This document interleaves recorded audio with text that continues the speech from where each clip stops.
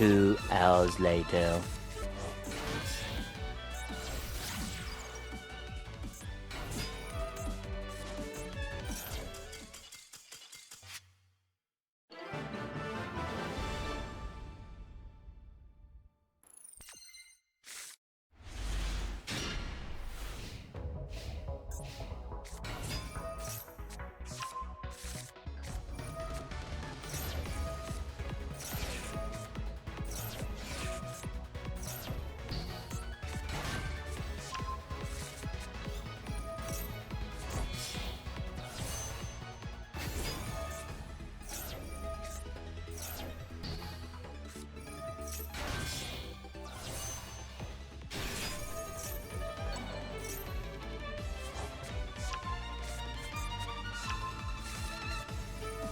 Three hours later. Can you move it along? I'm all out of time, Kash.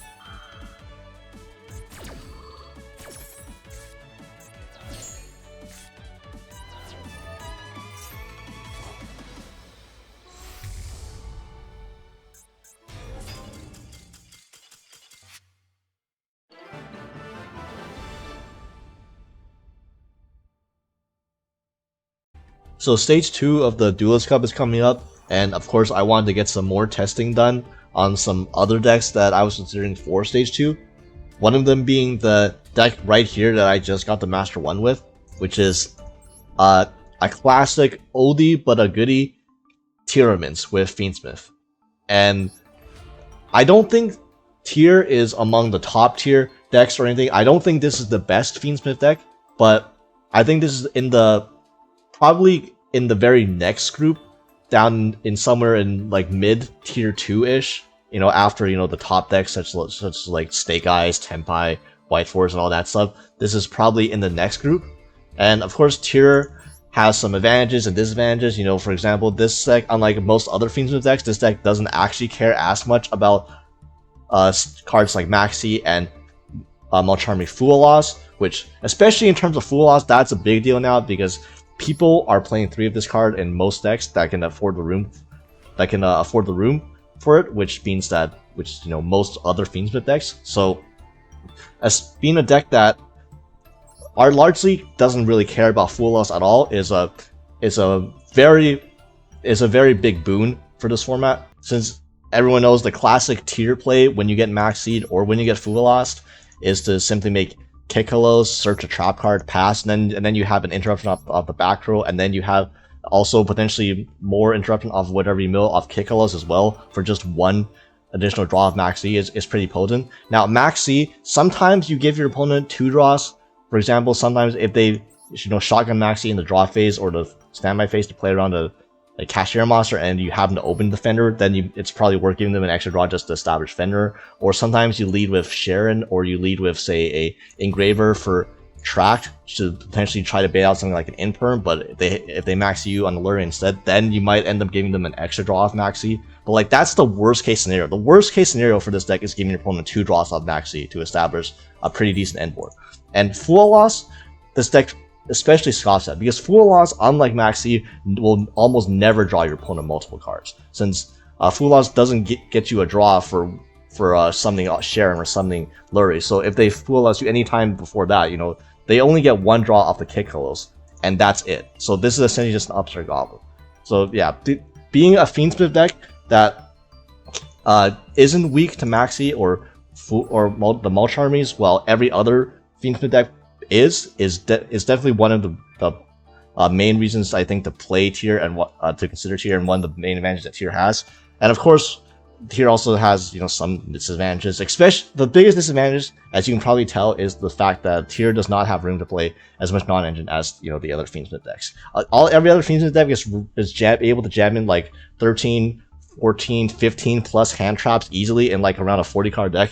Tier has nowhere near that much space to run that many hand traps, nor would it even want to run that many hand traps, because you just end up making your mills significantly worse if you try to add in a bunch of random non-engine and a bunch of hand traps that don't benefit you at all when they're milled to the grave. You know, stuff like Bailers or Drolls, or even Fool Loss when milled doesn't really do you any good.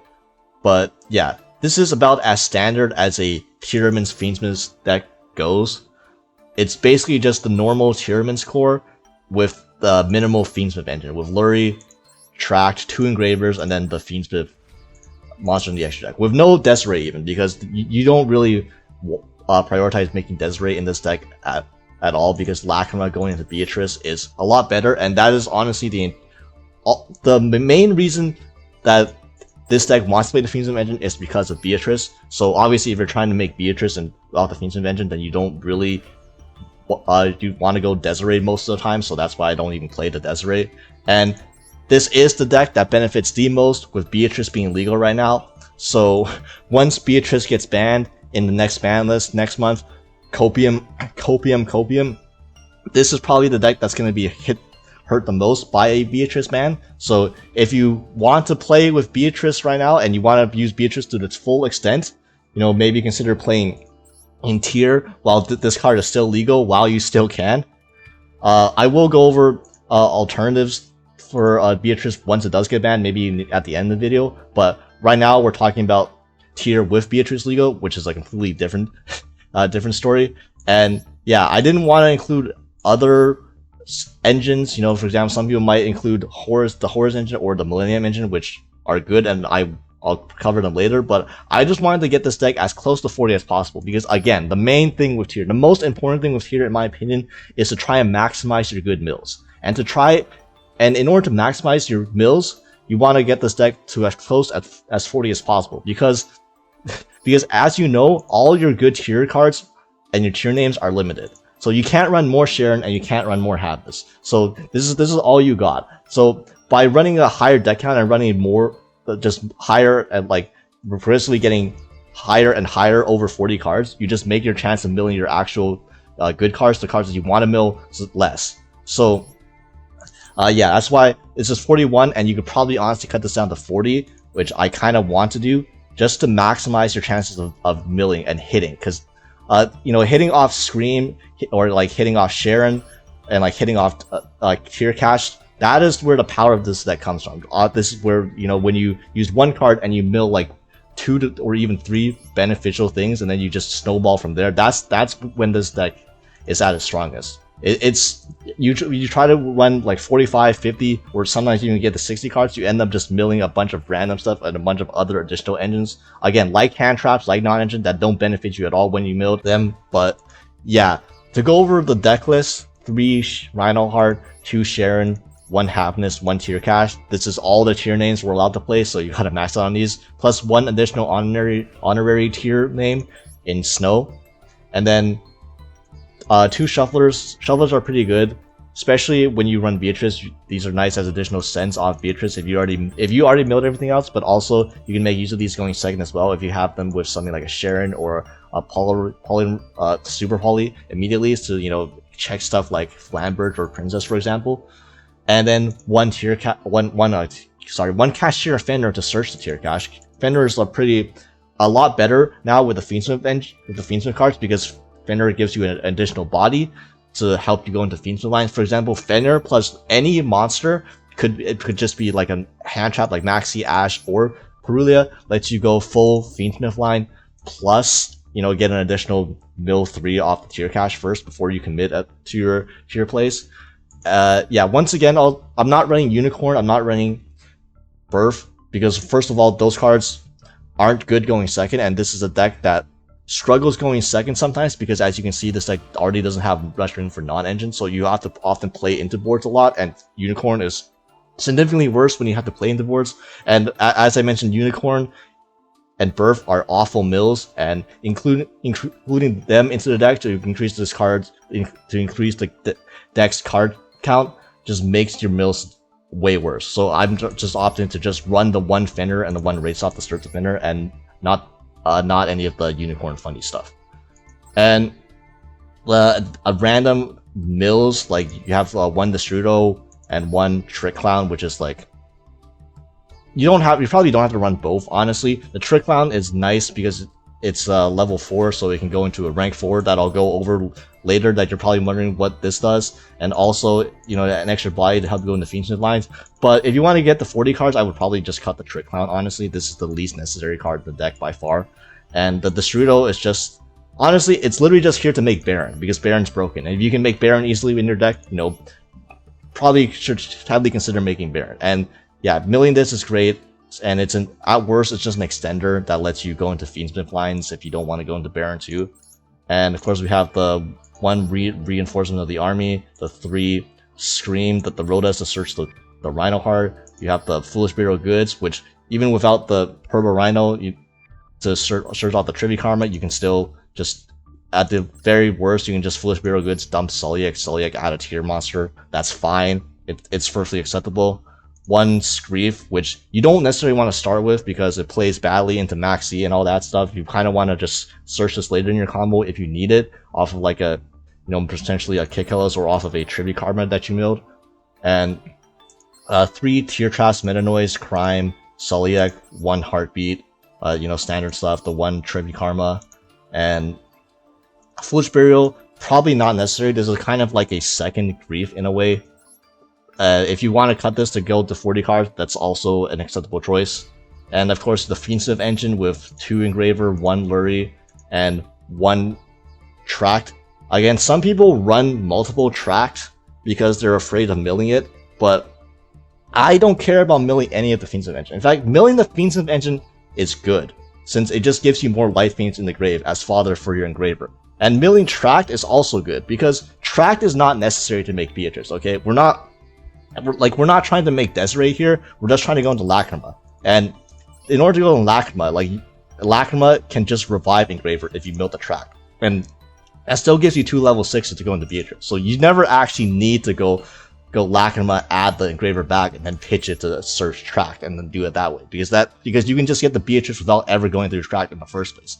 And milling Tract is actually honestly not even bad at all. Sometimes it's a good thing, because Tract has a grave effect to fusion summon. So you can sometimes make Lacrima without going through without using sequence, and then, you know, then you can go Lacrima into Beatrice, and then you can use your sequence later to go into Kaleido Heart, because Kaleido Heart is a fiend monster. So you can, so if you mill Tract, a lot of times you can actually just make both Kaleido Heart plus Beatrice on your end board, which is also, you know, that's pretty decent. But yeah, that's also another reason why we're not running Desiree, because if you want to make a non-Lacrima fusion off sequence, you can just make Kaleido Heart instead. You don't need to run the Desiree as another fusion target, since this deck already plays a secondary fusion target for the sequence. And to go for the non-engine, Maxi and Ashe. Maybe Ashe is not necessary completely, because this deck doesn't struggle with Maxi as much as other decks, and Ashe is admittedly not the most impactful hand trap going second. But, you know, you could experiment with cutting this for like another non-engine slot, like for Triple Tactics or Forbidden Droplets, for example, or maybe even Droll as a higher impact hand trap. Again, I wouldn't run another hand trap. Like, I wouldn't run Droll in addition to this hand trap lineup. That makes the deck count too high, and that makes your mills worse. But if you're just replacing Ashe for a Droll, like you're replacing one set of bad mills for another set of bad mills, that's more acceptable. And 3 Super Poly, again, because this deck does not have room for much non-engine at all, you kind of just want to run as most impactful as non-engine as you can run. And Super Poly, while it's never enough by itself, you know, in terms of like compared to other hand traps or other board breakers, this is probably as good as it gets going second. And of course, going first with Super Poly is still super broken. Again, I've always said that Super Poly is the best trap card in the game, because it's a non-respondable board wipe that you can just set going first, that sometimes also acts as engine. So yeah, that's kind of busted. That's like the main reason I think Super Poly is super busted, because it's significantly better going first than going second. But yeah, and then 3 Purulia. So the reason I run 3 Purulia instead of another hand trap, or instead of like a Full House, for example, is because Purulia, unlike every other hand trap, has synergy with this deck, because it is a level 4 Aqua. And being an Aqua is important because in order to go through the Fiendsmith line, as you know, since we don't have Necrocrypt Princess, you need to get the 3 bodies in order to do your full Fiendsmith line, to go into like sequence, to make Lacrima, to then be able to go into Beatrice. So having Purulia as a Aqua monster to fuse is important, because that means you can make your Kikalos without fusing the Rhino Heart or the Tyr or like a Sharon sometimes on the field. You can fuse with a Purulia instead, and then you have an extra body, and that just makes going to your Fiendsmith line so much easier, especially through interruption, especially if they like imperm your kit. Having an additional body on the field to go into Fiendsmith, even if you do get imperm, is a huge benefit off with Purulia. And also it's a level 4, so sometimes when you don't start with Reinhardt, you start with something like a Sharon. You can still normal summon the Purulia anyways and go into the level 4 of choice we're playing, which this card's pretty nice, but I'll get into this when we go over the extra deck. And yeah, also it's not bad going first, because Bystials are somewhat popular, and Bystials are probably the most impactful hand trap specifically against Tyr that your opponent can play. So, you know, if you go first and you open Mulcharmy Purulia, you just discard Purulia, and then if they Bystial you, at least you get an additional draw of that too, and you don't lose anything because you can fuse the Purulia from grave anyways. You're gonna be fusing with the Purulia anyways from grave, so discarding it costs you nothing. So yeah, this is the one hand trap that has a ton of synergy with the deck, and isn't just like a dead hand trap that's like a terrible mill like all the other hand traps. Admittedly, it's not as impactful going second as something like a Fool Loss. So again, maybe it's worth it to run a more impactful hand trap in this slot. Although I really like the synergy that Purulia has with Tyr, and it does come up every time I open this card going first. I feel so much better than opening Fool Loss, because I know if I open Fool Loss going first, this Fool Loss is not doing jack shit. This Fool Loss is going to be a discard off Crive or a discard off Cedar Poly, and that's pretty much it. Or you know, a discard off Sharon. That's pretty much it. And Purulia, if you discard Purulia off Sharon, that's even better than discarding Fool Loss anyways. But yeah, that's pretty much the main deck. So the other engines that people run, obviously stuff like Horus, but also something that's picking up in popularity in pretty much every single deck is Millennium. Like, Millennium cards are broken. I'm not gonna you know, deny that. Millennium cards are super good, especially like, first of all, I don't think you should run Horus cards in here anymore, because Millennium cards are just straight up better than the Horus cards at making Zombie Vampire, which is the main reason you were going to play the Horus cards in the first place. Millennium is just a better engine to make Zombie Vampire, because either Sang Engine or Golem, it represents a Zombie Vampire plus a level 6 body on the field. So what you can do is you can go Sang Engine or Golem, you know, Wedge Temple, place another mod, place another one from deck, and then go into like Doom Dragon, and then Doom Dragon plus Sang Engine makes Zombie Vampire mill 4, summon something back, and then you go Zombie Vampire plus whatever you summon off of it to go into your Fiendsmith line, and to go into Engraver. And then you can go Engraver plus Golem into Beatrice. Then you have Beatrice plus Zombie Vampire. So that's obviously super broken. I'm not going to deny that. When you go first, that's a very good play. Now, the reason I'm not playing this is, one, bad mills. Obviously, like, milling the Millennium cards does absolutely nothing. It just makes all your mills significantly worse. Anytime you mill these cards instead of an actual card you want to mill, it's really bad. Also, again, going second, especially the Millennium cards, they're way weaker going second, because unlike other decks that play the Millennium cards, Tyr, again, does not have that much room for non-engine, does not run that many hand traps. So unlike the other Fiendsmith decks, like White Forest or Snake Eyes or stuff like that, that do play the Millennium cards, they actually run hand traps to prevent your opponent from making their full board. So like, with them, they can often stop your opponent from at least getting to Appaloosa, and then if you don't have, if you're not playing against an Appaloosa, these Millennium cards are a lot better. But these cards are terrible into Appaloosa. So yeah, if you draw these are pretty much dead cards when your opponent has an Appaloosa on board. And since you're playing Tyr, most of the time you're going to have an Appaloosa on board if you go second, because you simply don't run the hand traps to consistently stop them.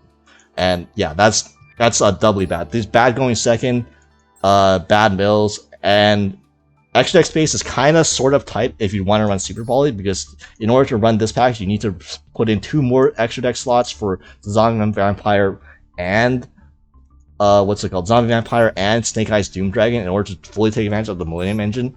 And if running Super Poly on top of that, the extra deck does get kind of tight, so that's why I'm not opting to run this. But again, these are not, I'm not going to say it's wrong to run these. These cards are obviously very good, very powerful if they resolve, especially if you go first and you don't get Max C. That's another thing. These kind of play a bit more into Max C than the deck needs to, but yeah, I found that if I get to a point where I can already resolve a tier card or resolve my Fiendsmith line, then I don't need these. I don't need additional mills. Like, this is already good enough. Like, I've played through a Bystial like it didn't even exist before with just normal hands, so I felt like these were necessary, and that the downsides they bring to the deck outweigh or at least just neutralize the positives. But again, these is another option you can run, the Millennium engine.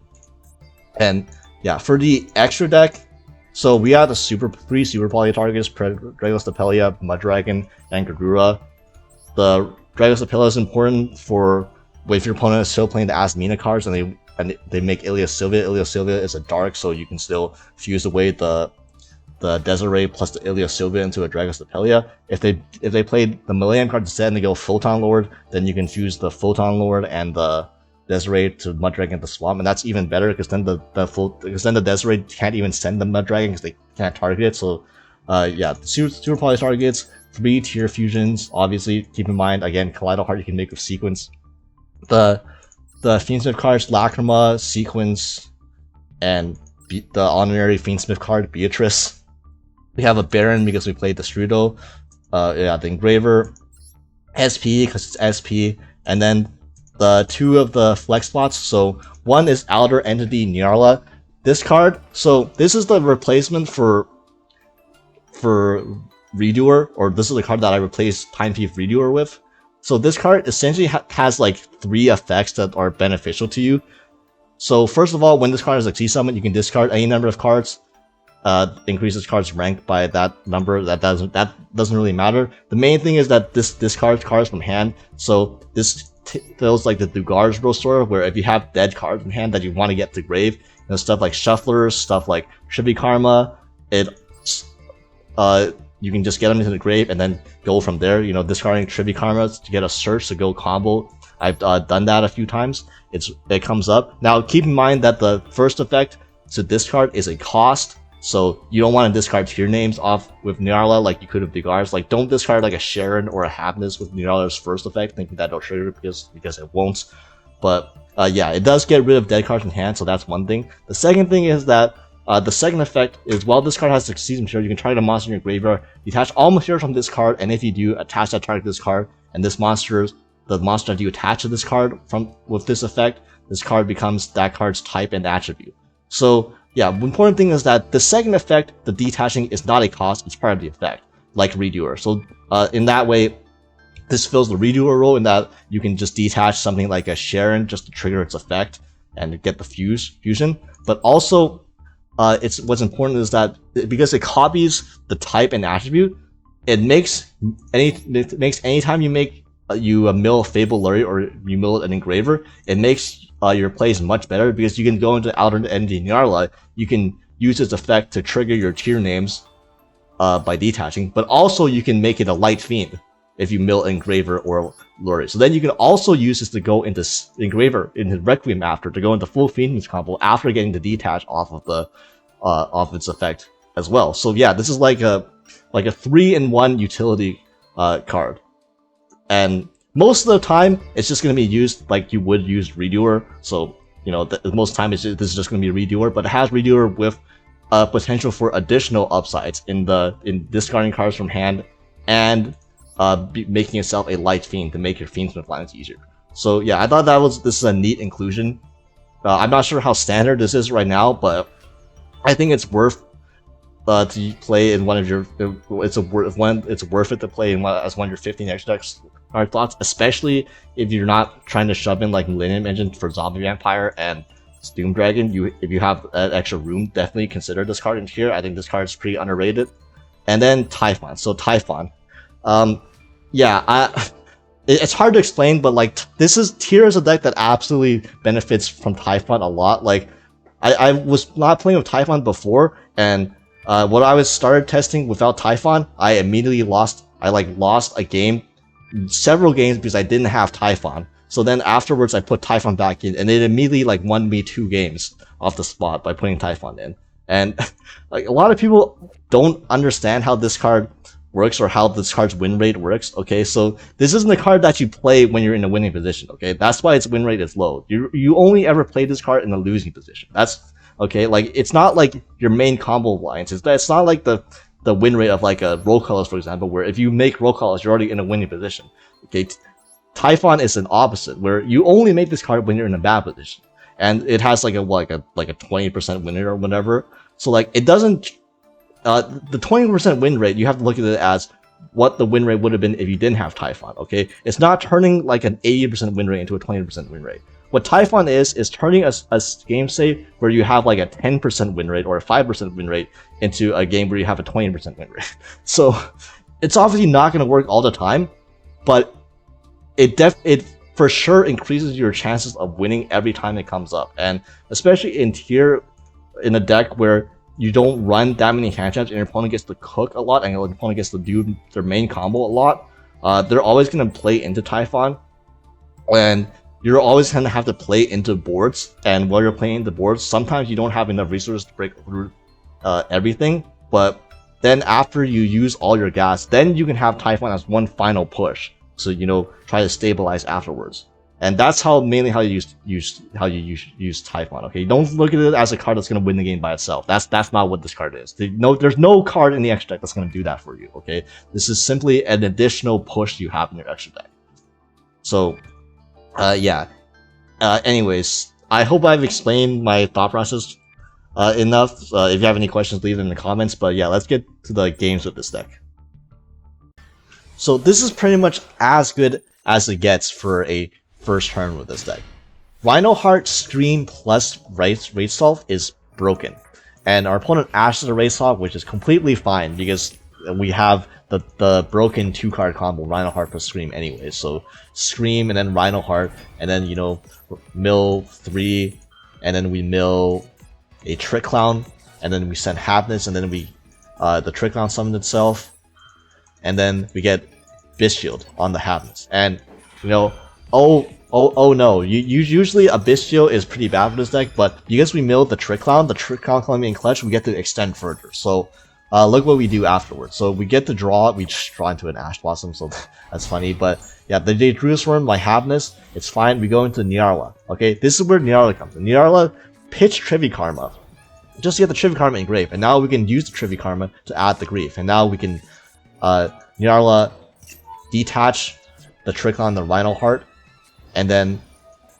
go Grief to summon Sharon, and Sharon goes to the grave, and then we get the fuse with the Rhinoheart that we just detached off the Nyarla to go into Kikalos, and now we go Kikalos, dump Kash, and you know what happens from here, mill 2, and then Kikalos, summon back Kash, mill 8, so we just mill 10 there, and then we hit a Scream, and we hit a Snow. So now with these two, we go into Close Moon to Close Heaven, and here's where the Fiendsmith cards comes in, and here's where we can extend even further. So we go Moon into Requiem, summon out another Engraver, and then summon out Snow by banishing 7. And this is why Snow is broken, because Snow is still the most degenerate card in tier, in my opinion. So now we get to go into Sequence with the Snow plus the Engraver, and now we go Sequence, put 3 back to go into Kaleido Heart. This is the time where we don't make a Lacrima because we mill Track. Okay, because we mill Track. This is why milling Track is so good. If in my opinion, if you were to run multiple Track, you would run it not because you wanna like draw, be able to run multiple in order to search for Engraver in case you mill it. If you run Track, the main reason to run multiple Track is that you want to mill Track, because this is what happens when you mill Track. Okay, so we were able to make Kaleido Heart using Sequence instead of instead of making Lacrima. And then so I should have spun something back. I misclicked. I should have spun back the Druid's Worm. You 100% spin back the Druid's Worm, the Kaleido Heart. I misclicked. Whoopsie, my bad. We'll just consider this some BM. And then we summon back the Engraver by putting back the Requiem. And then because we mill Track, we can now use Track to fuse with the engraver and the sequence to go into Lacrima this way. So now we have Kaleido Heart plus Lacrima. Lacrima summon back the engraver, and then you know what happens from here, right? Engraver plus Lacrima go into Beatrice. And then Beatrice dump Tearlaments Heartbeat. Heartbeat will add back Meta Noise, and now we set 2. So through Bystial plus Ash Blossom, we were able to end on with the help of Nyarla plus the Fiendsmith engine.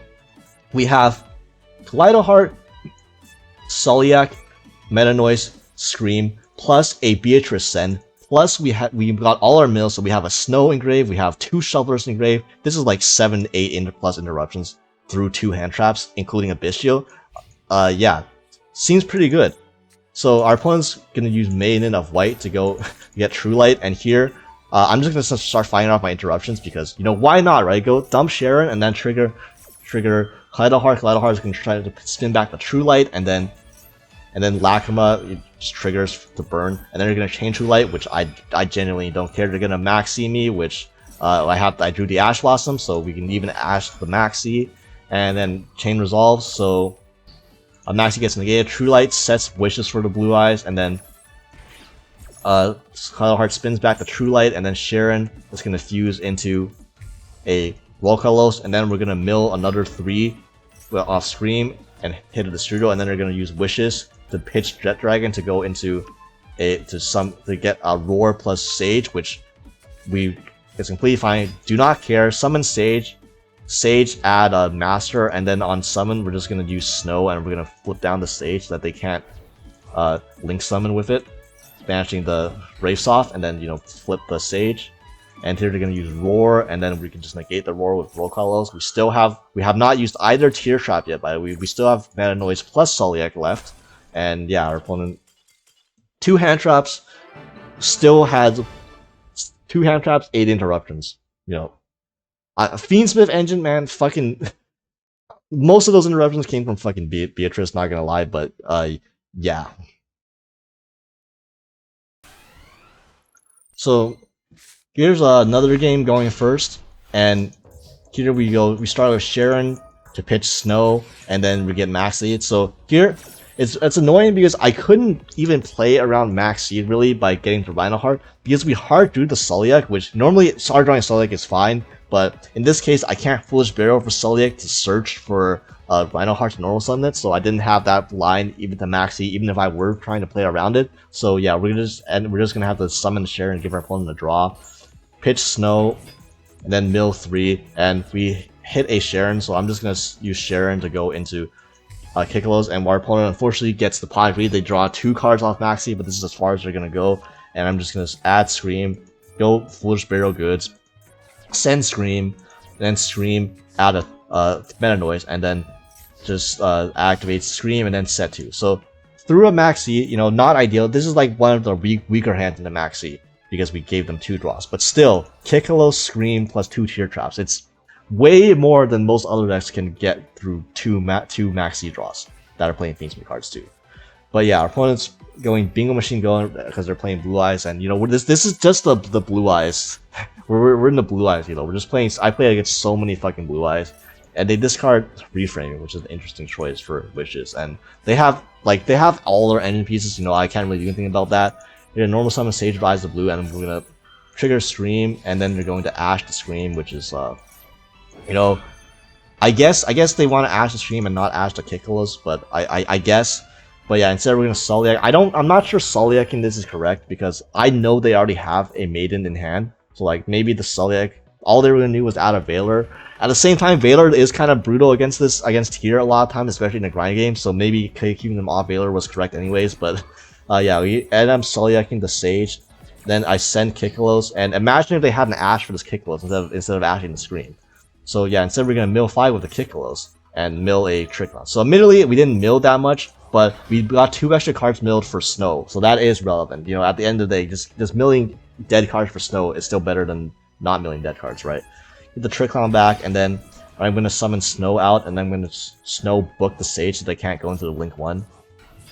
And yeah, book it, and then they're gonna activate Maiden of White to get True Light, which unfortunately we can't stop. Then they're gonna go Roar, and then Roar, summon out Blue Eyes White Dragon, and that's gonna trigger their Maiden to summon itself. And here I flip Meta Noise, targeting the Maiden to send the Havness, and then Havness is gonna fuse into a Rokalos. And here is the here's my misplay. So honestly, should have maybe booked the no wait, yeah. So I was wondering why I didn't book the Blue Eyes, and I realized True Light means I can't book the Blue Eyes. So of course my only targeted book actually was the Maiden. So yeah, the unfortunate part of this is because they have the wishes already.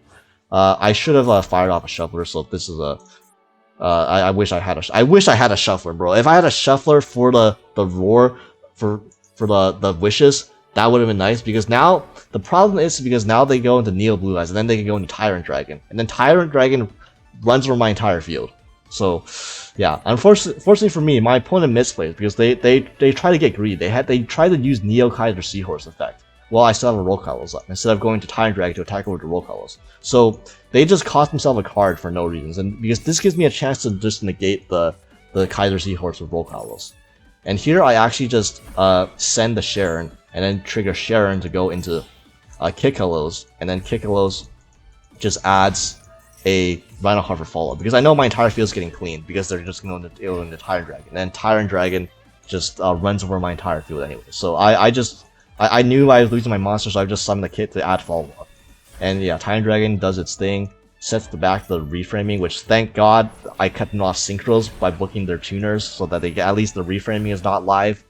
But yeah, they're gonna go into the main phase 2. They're gonna go into Indigo, which is honestly, Indigo jump. I did not play it. I did not expect this card. I'm not gonna front. I've never seen my opponent's Blue Eyes opponents make this card. But yeah, this is very good in this scenario because this negates Scream plus Soliak.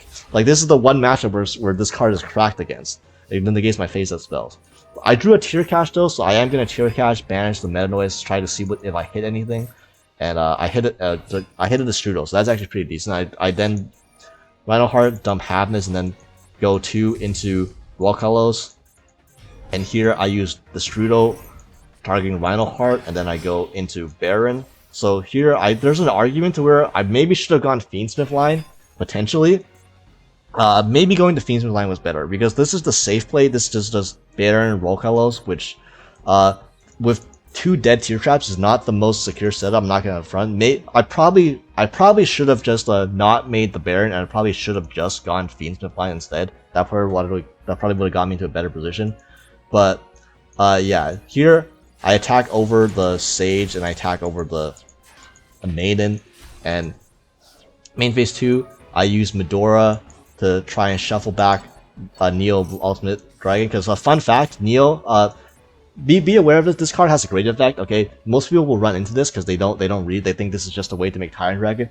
But when a card or effect targets a Blue Eyes monster you control, you can negate the activation and destroy it. So in order for me to destroy this Indigo Ice fucking Silver Dragon, I had to shuffle back the Neo Ultimate Dragon back into their extra so that I can target this without my Baron dying. So yeah, I'm gonna Baron pop True Light.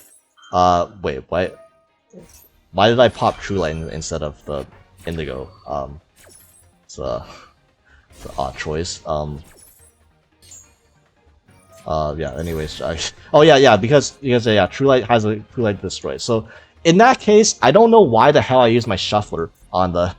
Well, what am I doing this game, bro? I'm fucking gas leaking my balls out. Okay, there was no need for me to Shuffler the Neo Ultimate Blue Eyes if I was just going to target the True Light with the Baron, which to wipe up the field. Like, what was the point of that? I just gave them back the. Okay, what? Okay, whatever, bro. Whatever. And yeah, they're going to Majesty, then pop the Baron anyways. So that's, I guess it works out. But I just used the Shuffle for no reason. But yeah, then they top deck a Maiden to summon back to get back the True Light anyway. So that kind of sucks. And now they're going to. Yeah, there. Don't know what happened there. Don't know what happened there. I think I had one more snow activation left. So admittedly, I don't think they were gonna win, because if they searched a normal summon, I would have just normal summoned. I would have just booked their normal summon, and then they wouldn't have any more cards in hand. So we were still in a winning position. It's just, yeah, that was some gas leak mom spaghetti right there. Okay, so these next few games, These are truly some of the games of all times. Okay, so this hand is complete fucking cheeks. Does not do a goddamn thing. Thankfully, we're going second. Our opponent starts with Sengengin. You never want to see this. You never want to be in a position where you have to Ash the Sengengin, because when you have to Ash Sengengin and just pray that they have nothing else. Otherwise, if you try to hold Ash and they have something else, they'll just make a full draw and negate the Ash anyway. So it fucking sucks. But thankfully, our opponent does not have anything else. So we got lucky there. We high rolled an Ash and actually ended their turn. Now here's the unfortunate thing. Okay, so we top deck Foolish Burial Goods, but then we get anti-smell fragments. And here's the thing about anti-spell. My entire hand's dead. I can't do a goddamn thing. I can't flip Super Poly until my next turn. It means I can't use Super Poly even as an interrupt. So I'm just setting these as splubs, because my hand does not do a goddamn thing. And my opponent has a Sengengin up. So I thought, yeah, I lost this game. That's pretty much my thought process. I'm like, I lost. Go next. So they go Sengengin, and then they go Sengengin added Golem, and then special Golem. The Golem adds the Wedju Temple, which admittedly they can't use because they're under their own anti-spell, but I think they're fine with that. And then they go into Moon.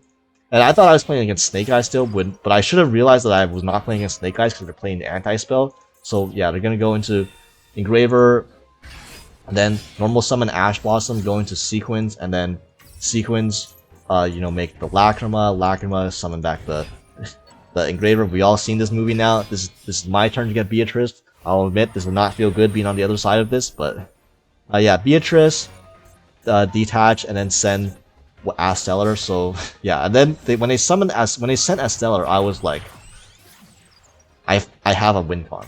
You guys see what my win con is? All right. So they're gonna go into Sprite Elf, and then Elf, revive Stellar, and then summon back Engraver. Now, I'm sure you guys can see what's about to happen. They're going to Stellar send the anti-spell. Okay. In their mind, they must be thinking, why is this guy's flip not from their back row? So in my mind, I would have thought, okay, why I don't need to send anti-spell. I can do my full line. I should just set Wedju Temple and send the Wedju Temple for Stellar. And if they did that, they would have won the game. Instead, they turned off their anti-spell fragments because I guess nobody suspects the double Super Poly, to be fair. But yeah, look what happened. So they summon Sylvie. Sylvie adds Woes, and then I Super Poly away the Sylvie and the Stellar to go into Garura. Hell yeah, baby. And then they already have the fucking LZ anyways, but on summon of LZ, second Super Poly, baby. Hell yeah. When have you ever... This is the dumbest interaction I've ever seen in my life. Like... But...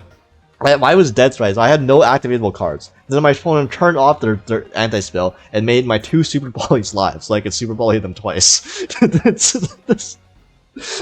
I'm not sure this game state has ever happened at all in any duel that ever existed that ever happened in the entire universe. But yeah, it just happened here. So now they're gonna go Wedju Temple, and on the resolution of Wedju Temple, I turn Mud Dragon to Dark because I know they're going to the Doom Dragon, and if I make this, I've made my Mud Dragon Dark. At least it means they can't push that my Garura, so at least I get a draw when the Garura goes to grave. But yeah, they're going to Doom Dragon, attack over my Mud Dragon, and set their Woes, and all I have to deal with is Woes. All I have to deal with is one Book of Eclipse, and thank God they turned off their own goddamn anti-spell, so now my Foolish Burial Goods can dump a Soliak and then add a Sharon. Probably should have added what's it called? Rhino Heart. I was being greedy for no reason. I was like, let's high roll with the Sharon, even though there's no reason to high roll with the Sharon. I know they had a Woes set. The Woes does not interact with Rhino Heart at all. So Sharon, I just pitched the Purulia and then try to mill, and then of course I get punished for it. Of course I don't hit anything. Good, deserved. You suck with this deck. If it hasn't been established by now, I'm not the best tier player. Admittedly, I've been making a couple misplays these past few games, but yeah. Then I summon the Strudo, and here my opponent flips Woes. If you're wondering how they get the synchro off Woes, they have Sprite Elf, because Sprite Elf is a fair and legal card. They can Elf revive the LZ, and then Woes summon out the Rusia, and then they go into Silvera, and then Silvera's gonna book my field, and then LZ is gonna also search on the card. But thankfully, one, my Garura was summoned last turn, so I can just flip this back up, and two, I have Snow. Okay, this is like the average tier player. I'm like the average tier player. Okay, I misplay like shit, and I'm in a losing position, but I have Snow, so it doesn't matter because Snow is the most broken card in the game. So yeah, I summon Snow, then I go into Moon to Close Heaven, and I need to draw a monster, and I draw a monster. Well, actually, I didn't need to draw a monster because I could just Snow banish these two and then summon Snow back. So it didn't matter that I drew a monster, but the fact that I drew a monster just made it even better because it means I didn't even have to use the Snow a second time. I can just go Requiem into Engraver, and then Engraver and normal summon Purulia, go into Sequence, and then you know what happens up here, right? You go Sequence into what's it called? Into fucking Labrynth into Beatrice, into Fuse with the face down Sharon, into Kikolos, and then that was game. So yeah, that's oh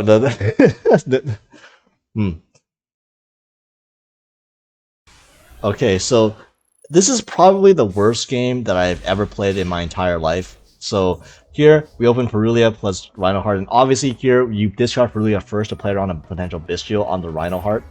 And I go Rhino Heart, and then it gets Ashed. So it never mattered anyways. I mean, discarding Purulia is correct because I didn't have a use for this card anyways. So if you might as well just play around a Bystial when you could. Unfortunately, our opponent didn't have a Bystial. But yeah, our opponent, judging by the sleeves, you can tell it's a lab deck. I know they started with Tract, add Lurry, and then special Lurry, but trust me, we're playing against Labrynth and are gonna Maxi. Thank you for making my Maxi live Labrynth. So I draw into an Ash Blossom, nice draw. They go Ash Chandraglier, pitch rollback. Of course they pitch rollback. I got punished here. I should have. Honestly, there's an argument to where I know people say Ash, hold Ash for Big Welcome. Okay, here, if I Ash to Ariana, I would have been solid. Okay, what would have happened was they wouldn't have Big Welcome, and then they wouldn't have been able to search their furniture. They wouldn't have been able to pitch their rollback, and they wouldn't have Big Welcome in rotation. If I just Ash to Ariana, they would just be stuck with a rollback in hand, and still wouldn't have Big Welcome. But yeah, the fact that they have rollback now is really bad. So they're gonna enter battle phase, and of course I'm gonna meta noise the Ariana, and then send the Havness. And here, I have to go into Kaleido Heart because I do not want them to get their transaction rollback with the Big Welcome going. So I just spin the Big Welcome back, even though I don't technically have follow up here. I do top deck a Raid Style, so that was a good draw. That was a fantastic draw for tier Kash, and here's where it starts going off the rails. So my opponent's set is a Black Goat, so that fucking sucks. Again, I just want to point out that if I had Ashed the Ariana, I could have Kaleido Heart spun back the Black Goat, and I wouldn't have to deal with this shit. But unfortunately, yeah, we got Black loaded, and now I just have to I have to tackle Blur, just like don't go into Fiendsmith plays next turn. But yeah, this turn is when things go really off the rails. So they top deck into Butler and to set a Big Welcome, or they top deck a Big Welcome. They had Butler already, so they just top deck the Big Welcome that I spun back. Thanks. Nice top deck. So here I go tier Kash, and then that forces out the Black Goat. So they're gonna use Black Goat to call tier Kash, and I probably shouldn't have done this, honestly. I kind of wanted to bait them out. Like I wanted them to bait them. I wanted to use transaction rollback on the Black Goat as opposed to the Black Goat Grave Effect, so that I wouldn't summon tier Kash. But of course they didn't fall for it. So yeah, unfortunately I get kind of owned here because now they go Big Welcome, and I Ash this, but that doesn't do shit because they have a transaction rollback rate. Which again, I want to point out that if I just Ash the thing at the start, maybe I would have been in a better position because then they wouldn't have this fucking roll. The rollback would still be just as dead. It would just be dead sitting in their hand still. Yeah, now they're gonna go into Chaos Angel. So Chaos Angel, bye Kaleido Heart, rip. Nice knowing you. Bye. My Cashier goes to the grave, and yeah, they go transaction rollback. And here is where they fuck up. Okay, they go Lovely Labyrinth, and they go randomly pop a card in hand. You gotta think. Okay, is it worth popping a card in hand versus tier? Because if I didn't set it, what else could this be? And yeah, they put back the Chaos Angel, and they add the Chandraglier back, which doesn't do anything because they don't have another card in hand. But yeah, thank you for playing my Trivia Karma. Thank you very much. So now they're gonna go into set Big Welcome, and then normal summon their Their Chandelier. This was a misplay. This was an entire misplay. This cost them the game, by the way.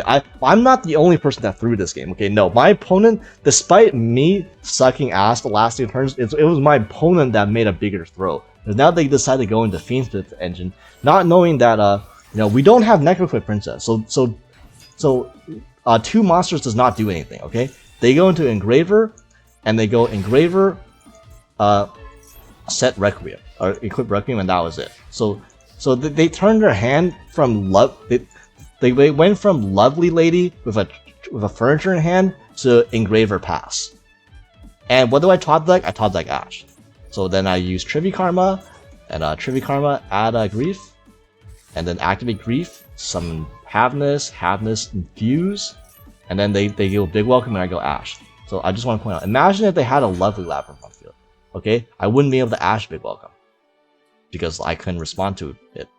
But no, they let me Ash, or I top deck an Ash, which admittedly sacky as shit. I'll admit I drew double Ash versus Labrynth. Fight me, but my opponent should have played around that anyways. But they have an art. They just summon that the art is trying to live, which this does save their life. So yeah, now we do tier stuff. So I go Kikalos, send tier Kash, mill 2, mill a Shuffler, Kikalos, summon back Kashira, mill 10, or mill 8, so now we mill 10.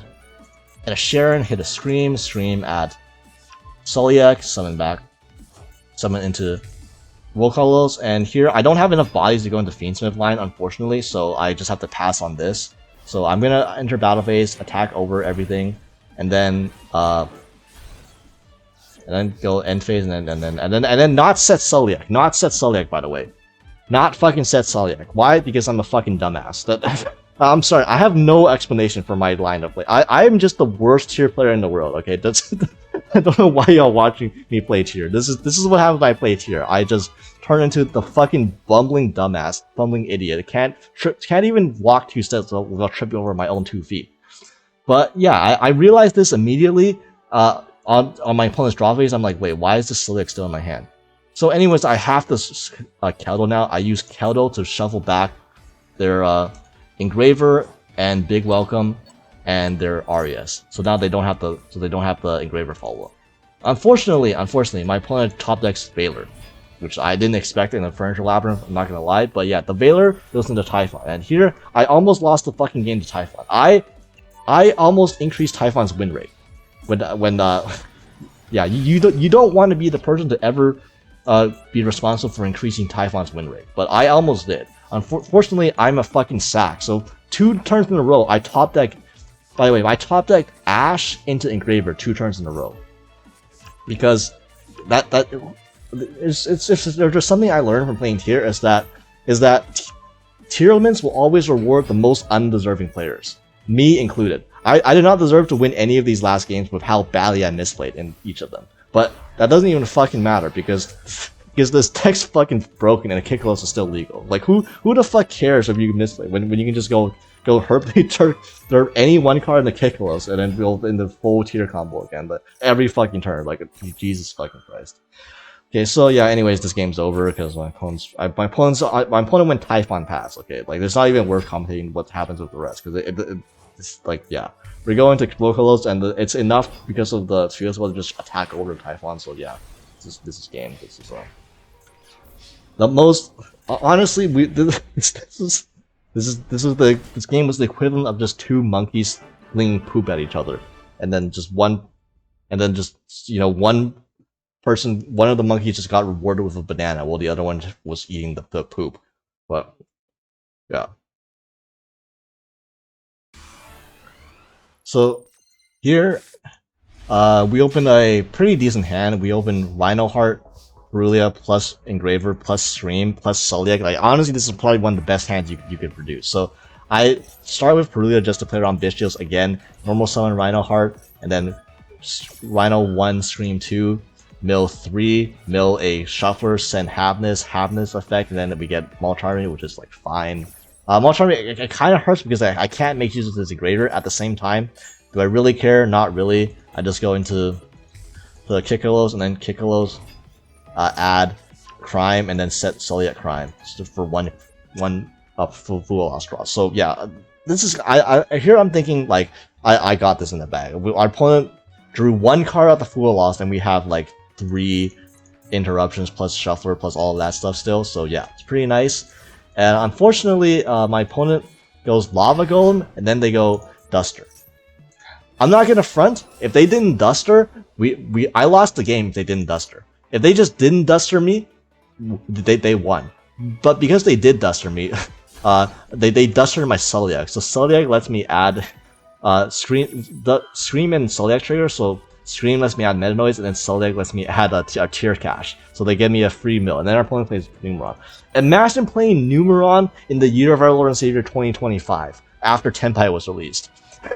Like, goddamn. Okay, so yeah. If our opponent was playing a real blind second net like Tenpai, we also would have lost. But because they're playing Numeron, I go Tear Cash, Banish Crime, mill 3, and I mill Snow. I milled Snow. Like, honestly, these last games that I played with these decks, I felt fucking dirty. I felt like the biggest fucking sack in the world. Like, if I had this luck for Duelist Cup, I would fucking be top 10 in fucking Duelist Cup. Like, this is what tier players feel like all the time. But yeah, they're gonna go Numeron Network, and then they're gonna be unable to OTK me because I milled a fucking Snow. So yeah, they enter battle phase, attack my Tear Cash, and then I try attack over my Tear Cash again. I just Snow Banish, and then they max me, which is fine because like they're playing Numeron, they can't do anything with the cards they draw. And then Snow book one of the gates, and then they attack over Snow, and then they're not gonna be able to OTK me because yeah, they leave the Tear Cash on the field, and then they go into Mega Clops. Yep, Clops. So normally you're probably wondering, I don't have Super Poly, so how do I out this? You guys should know what the out the Mega Clops is now. you guys should know if you watch the deck profile. So yeah, I'm gonna send Havness, and that's get kits by the Called By, which honestly it's fine. I would rather you call by my Havness than called by my Engraver, which I'm about to hit them with next. So yeah, Engraver, add a track. This entire time, this back row in here, they didn't activate this at all. So I just had to assume that's a bluff, because at this point, like, they waited so long on this back row that they would 100% would have used this back row already if it was anything real. So yeah, sequence into Engraver, Requiem into Engraver, into sequence, into equip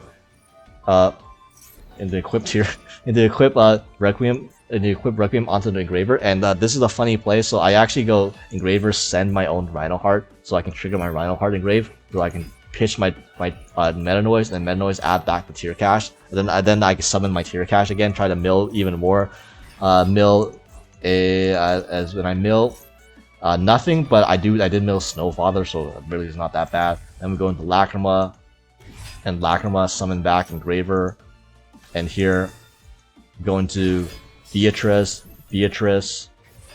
send Darren, Sharon, summon out Kaleido Heart, and like I said, if my opponent's backer was real at all, they would have already interfered. They already would have interrupted me by that. Like I'm thinking this backer was like a fucking bluff. I'm thinking it's like a second Numeron calling or something.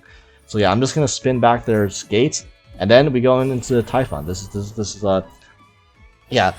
I'm responsible for like increasing Typhon's win rate, okay? Like, Mega Clops, who cares? It's just Typhon, baby. Like I said, Typhon winning me games. This was like the first game I played after putting Typhon back in my extra deck, and it literally won me the game. Like no other card in the extra deck would have won me the game over Typhon in this position. So yeah. I'm never cutting Typhon from tier specifically again. So yeah, this is Tearlaments in its current state with Beatrice legal. Pretty broken. So I did mention earlier in the deck profile alternatives that you can replace Beatrice with when it gets banned. Copium. Please, dear God, Konami, please ban this fucking card. I cannot. I don't know what I will do if this card is still legal in this format. Please, Konami. But yeah, assuming Beatrice gets banned. Obviously, the most easy replacement is to use Pilgrim Reaper. So, if you don't know what this card does, this card basically mills the top 5 cards of your deck. So, obviously, it's not as good as Beatrice, because Beatrice is a direct mill, whereas Pilgrim Reaper is not only it is a random mill, but it also sends your opponent's cards to their graveyard, so it can benefit your opponent too. So that's a bit of a downside. And also the important thing about Beatrice is that Beatrice can be used on your opponent's turn. So Beatrice is an N-word beast, whereas Pilgrim Reaper, once it's summoned, it generally doesn't do anything. So you pretty much have to link this off to get any value out of it. So yeah, it's not as good as Beatrice. However, there isn't more merit to running the Millennium engine after Beatrice does get banned, because you don't have access to just 2 direct sends off the Beatrice anymore.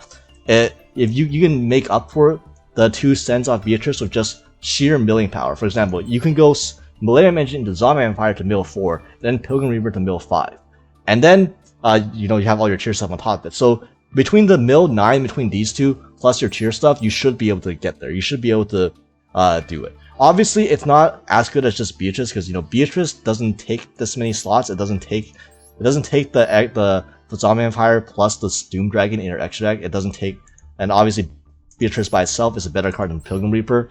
But again, if you want to replicate the effect of Beatrice after Beatrice gets banned, you do have these options. They're just a bit more volatile, and sometimes they can benefit your opponent too, because obviously both Pilgrim Reaper and Zombie Vampire mill your opponent. So in a tier, if you play a Tearlaments mirror match, it's like you're playing tier 0 Ishizu tier mirrors again, because both players are just milling 5-10 cards from their deck. But yeah, it's still going to be good with Beatrice banned, although I don't think it's not going to be nearly as good. It might drop down to, I think, maybe the bottom of tier 2 if Beatrice does get banned, just because this is the one deck that benefits the most off of this specific card.